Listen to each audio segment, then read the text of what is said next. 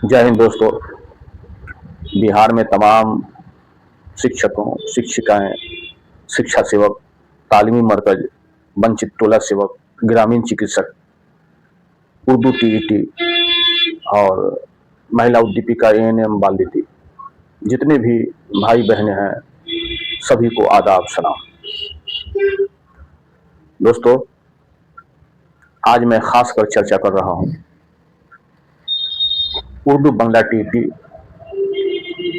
ग्रामीण चिकित्सक, वंचित टोला सेवक और एएनएम बहनें, महिला उद्दीपिका इत्यादि का मैं आज चर्चा ले रहा हूं और सरकार से मुतालबात करता हूं, सरकार से अपना मांग दे रहा हूं, मांग पत्र के माध्यम से बोल रहा हूं, सोशल मीडिया के माध्यम से, कि इस पर अवश्य ध्यान आकृष्ट कीजिए और लाभान्वित कीजिए। दोस्तों, लगातार निरंतर आपके पक्ष में, आपके सपोर्ट में, आपके उत्थान के लिए, आपकी भलाई के लिए निरंतर आवाज उठा रहा हूं। यह राइन फैमिली चैनल आपका है, तो आपका भी कर्तव्य है कि जो भाई बहनें सब्सक्राइब नहीं किए हैं, सब्सक्राइब कीजिए और शेयर कीजिए, ताकि बिहार सरकार के माननीय मुख्यमंत्री श्री नीतीश कुमार साहब के नजदीक पहुंच जाए और जितने भी बिहार में सम्मानित माननीय विधायक हैं, माननीय एमएलसी हैं, माननीय एमपी महोदय हैं, उनके नजदीक भी पहुंच जाए, ताकि आपका काम हो जाए। दोस्तों,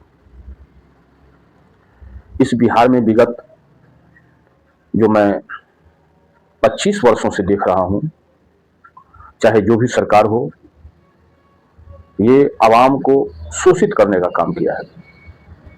सिर्फ लुभावना देकर और 2 वर्ष, 4 वर्ष, 5 वर्ष काम करवाकर सबको छटनीग्रस्त करने का काम किया। उस कार्य करने वाले कर्मचारी का पद ही समाप्त कर दिया,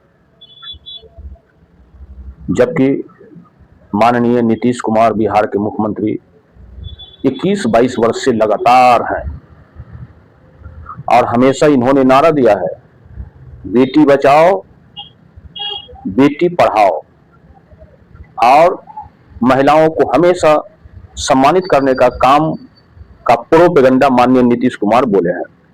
जबकि माननीय मुख्यमंत्री श्री नीतीश कुमार के सेवा काल में महिलाओं को शोषित करने का काम हुआ है, या महिला उद्दीपिका हो, या एएनएम बहनें हो, या बाल दीदी हो। और वंचित टोला सेवक जो दलित महादलित से आते हैं, राम, पासी और धोबी, ये सब जाति से आते हैं, इनको 11 महीना काम करा करके सबको बैठा दिया, पद ही समाप्त कर दिया। ये घोर अन्याय या घोर जुल्म हुआ है। आने वाला दिन ये लोग माफ नहीं करेगा। इसलिए माननीय नीतीश कुमार बिहार के मुख्यमंत्री से गुजारिश है, और जितने भी माननीय विधायक हैं उससे गुजारिश है कि प्राथमिकता के आधार पर इसको समायोजन कीजिए। मधेपुरा जिला से एक जगह से फोन आया कि सर, मैं जिला शिक्षा पदाधिकारी डीएम महोदय के नजदीक जाता हूं, तो वो कहते हैं कि नहीं, इसमें नहीं होगा। नहीं, माननीय नीतीश कुमार अगर चाह सकता है तो नियमावली में संशोधन कर करके जितने भी क्षतिग्रस्त कर्मचारी हैं, या महिला उद्दीपिका हो, या एएनएम हो, या बाल दीदी हो, या ग्रामीण चिकित्सक हो, या लोक शिक्षक हो, या अन्य कोई भी हो, उसको नया नियमावली बिहार विधानसभा, बिहार विधान परिषद से पास करा करके महामहिम गवर्नर साहब के यहाँ जा करके एज में संशोधन हो करके हो सकता है। अभी माननीय नीतीश कुमार के अंतराल में, सेवा काल में नियोजित शिक्षकों जिसका उम्र 52 वर्ष था, 55 वर्ष था, 58 वर्ष था, सबको राजकर्मी का दर्जा दिया। इसी तरह से आप दे सकते हैं। दोस्तों, आप हमारे इस वीडियो को शेयर कीजिए और हिम्मत नहीं हारिए। निश्चित तौर पर आपका मांग पूरा होगा, क्योंकि भारत का संविधान विश्व में सबसे बेहतर है। आप जो चाहेंगे वो होगा। इसलिए आप धैर्य रखिए। और यह राइन फैमिली चैनल, मैं आपके आशीर्वाद से खुद बिहार विधान परिषद में 2026 में नवंबर में आ ही रहा हूं, आपके सहयोग से। कैसे नहीं होगा पता नहीं। जो विधायक या जो माननीय एमएलसी जो जीत करके जाते हैं, तो कहां से क्या काम होता है, कौन क्वेश्चन कैसे होता है, वो तो सीखते सीखते असिस्टेंट और बड़ा बाबू वगैरह से जो है सीखते हैं, प्रधान से उनको पीए रहता है, वो सीखते हैं। शून्य काल में अगर ग्रामीण चिकित्सक का आवाज उठ जाए कि क्या माननीय स्वास्थ्य मंत्री श्री मंगल पांडे साहब यह बात बतलाने की कृपा करेंगे, क्या यह बात सही है कि माननीय मुख्यमंत्री बिहार सरकार श्री नीतीश कुमार ने सबको वादा किया था कि आप सभी को प्रशिक्षण दे करके आप प्रशिक्षित जब हो जाएंगे तो आपको समायोजन होगा। क्या यह बात सही है कि कृष्ण मेमोरियल हॉल में इन्होंने घोषणा किया था कि सबको राज्यकर्मी का दर्जा दे देंगे? क्या यह बात सही है कि जब विश्व के साथ भारत में भी कोरोना का महामारी बीमारी फैला था, उस समय यही ग्रामीण चिकित्सक सर में कफन बांध करके सभी का इलाज किया?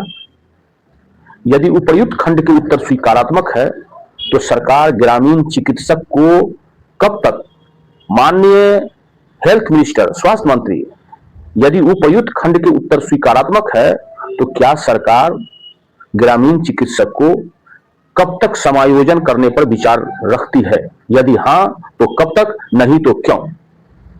दोस्तों, खासकर मैं सिवान जिला, छपरा जिला, गोपालगंज जिला के जितने शोषित पीड़ित दबे कुचले से गुजारिश है कि आप निश्चित तौर पर यह वीडियो माननीय श्री मंगल पांडे स्वास्थ्य मंत्री के नजदीक पहुंचा दीजिए। निश्चित तौर पर मैं पहले भी वीडियो में बोल दिया हूं कि जो अपर क्लास होते हैं वो हिम्मत अवर होते हैं। आप बैकवर्ड में जो लालू यादव हो गया या कोई पप्पू यादव हो गया या जीतन राम मांझी हो गया, कोई स्कॉलर निकलता है, लेकिन देखा गया है कि सवर्ण लोग जो है बेहतर डिसीजन लेते हैं। मैं माननीय श्री मंगल पांडे स्वास्थ्य मंत्री को ध्यान आकृष्ट करते हुए कहना चाहता हूं कि निश्चित तौर पर इसको समायोजन कर दीजिए। आपका जय विजय रहेगा, आपके पार्टी का जय विजय रहेगा। क्योंकि देख लिया, जदयू शिक्षकों का तो अस्तित्व ही समाप्त कर दिया। पहले एक शिक्षक था, नीतीश कुमार लड़ाने का काम किया है, एक शिक्षक को बना दिया नियोजित शिक्षक, और जो शिक्षा मित्र थे उसका शिक्षा मित्र को अस्तित्व खत्म करके कर दिया नियोजित शिक्षक। नियोजित शिक्षक के बाद दक्षता परीक्षा लिया, उसका विशिष्ट शिक्षक, उसका बीपीएससी शिक्षक, माने शिक्षक को पार्ट पार्ट बांट दिया। नहीं तो माननीय नीतीश कुमार जो कहीं भी जाते थे तो ये नियोजित शिक्षक का शक्ति देख लिया था।